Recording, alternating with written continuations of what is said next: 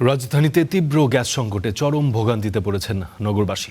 দিনের পর দিন গ্যাসের স্বল্প চাপে ঘন্টার পর ঘন্টা অপেক্ষা করেও রান্না শেষ করা যাচ্ছে না। কোথাও চুলা জ্বলছে না, আবার কোথাও নিভু নিভু আঁচে চলছে রান্না। বাধ্য হয়ে অনেকেই ব্যবহার করছেন এলপিজি বা কিনে আনছেন বাইরের খাবার। চুলা নিভু নিভু আঁচেই রান্না করা হচ্ছে ভাত। সময় গেছে প্রায় ঘন্টাখানেকের ওপর, এখনো সেদ্ধ হয়নি চাল।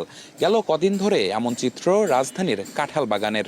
তো কত কিছু রান্না বাকি আছে, ডাল রান্না করতে হবো, সবজি করতে হবো, মাছ রান্না করতে হবো।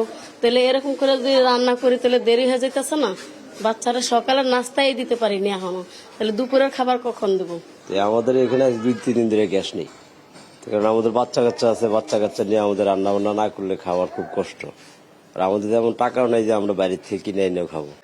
আরও ভয়াবহ চিত্র দক্ষিণ গোরানে। কিছুক্ষণ পরপরই বাসিন্দারা গ্যাসের চুলা জ্বালানোর চেষ্টা করছেন, কিন্তু বিধিবাম। আমাদের এখানে আজকে 1.5-2 বছর ধরে গ্যাসের সমস্যা।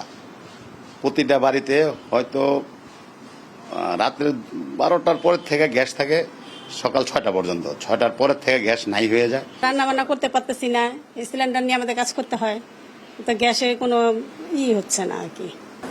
বাধ্য হয়ে ব্যবহার করা হচ্ছে এলপিজি সিলিন্ডার, যা খরচ বাড়াচ্ছে রাজধানীবাসীর। রান্নার পরিবর্তে এখন বাইরে থেকে খাবার কিনতে হচ্ছে অনেকেরই। এই যে বাইরে থেকে নাস্তা কিনে না খাইতে হইতেছে আমাদের গ্যাসের জন্য, এটা একটা বাড়তি খরচ না? আমাদের মতো মানুষদের তো এরকম বাড়তি খরচ করা প্রতিদিন সম্ভব না।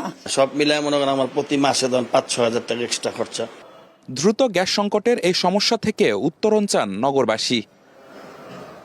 নিবিড় সাহা, স্টার নিউজ, ঢাকা।